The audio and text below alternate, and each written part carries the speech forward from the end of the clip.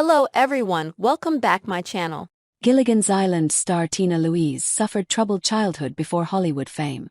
Before Tina Louise found herself stranded on a tropical island, she was plagued with loneliness as a child in boarding school. The actress, who found fame as the glamorous Ginger Grant on the sitcom Gilligan's Island, has recently released the audio version of her 1997 book, Sunday, a memoir. The star said that, for the first time, she finally felt free to discuss her painful childhood in depth. "I didn't live with my mother until I was 11, Louise told Fox News Digital. "I had a whole period of life without her. I kept all of that inside of me. And then I developed anger. By the time I was picked up by my mother, she was with her third husband and had a different life. It was a very sophisticated life that she wanted for herself, so she found a very successful man. I live in the present," Louise shared. "But I've never dealt with what happened to me. When the book first came out, my mother was alive. She didn't like it to the point that she said I made it up. I understood that as her not wanting to deal with it. She was the most dominant force in my life." When Louise, then Tina Blacker, was born, her mother was 18 and her father was 10 years older. By the time she was 4 years old, they were divorced. At 6 years old, she was sent away to a boarding school in Ardsley, New York, where she wondered if her parents would ever come back for her. "I didn't want to be there right from the start," she explained. "We were all just a bunch of angry little girls. It was like Lord of the Flies. Nobody wanted to be there. And there were gangs of little girls.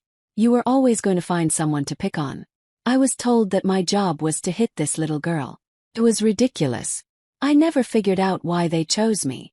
I remember I kept trying to catch a very bad cold so that I could hardly speak, so I could leave this place," Louise shared. "They kept giving me hot milk. I was asked to call my mother. I told her I wanted to come to her, but I was told it wasn't the time to get out.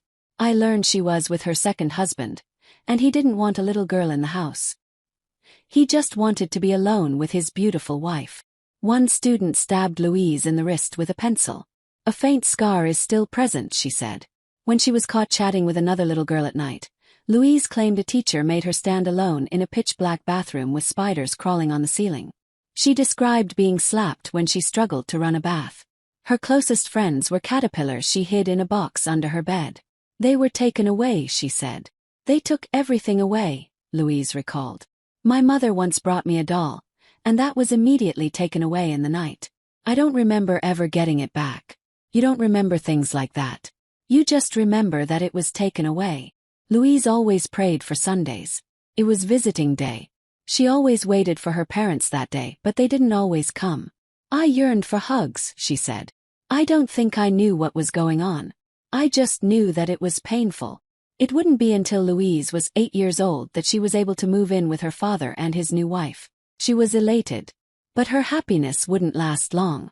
At age 11, her mother, who had married a wealthy doctor, the third of what would be 4 husbands, wanted her to live with them in a fancy New York City townhouse. Louise admitted that, for years, she was angry at her father for not being willing to fight for her in court. She wouldn't see him until right before Hollywood came calling. "I was very upset," she said.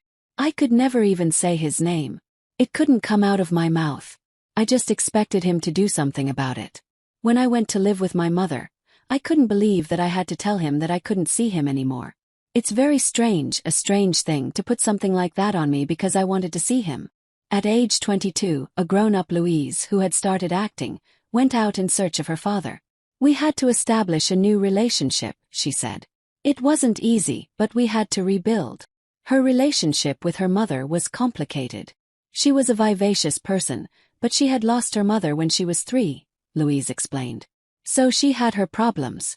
She couldn't have imagined that, at age 18, she would have a child. "She didn't have a mother. My grandfather, who I only saw twice, put his children in an orphanage for a while. Then he got a nanny. My mother had her dream world," she reflected. "She wanted to live a certain way and be surrounded by certain people. She was very beautiful. She loved the arts. But she lost her temper a lot with people. I don't think she realized it herself. But she did go along with the fact that I wanted to study acting. And that was very exciting." Louise would later escape from her past as a castaway. She catapulted to stardom on the 60s.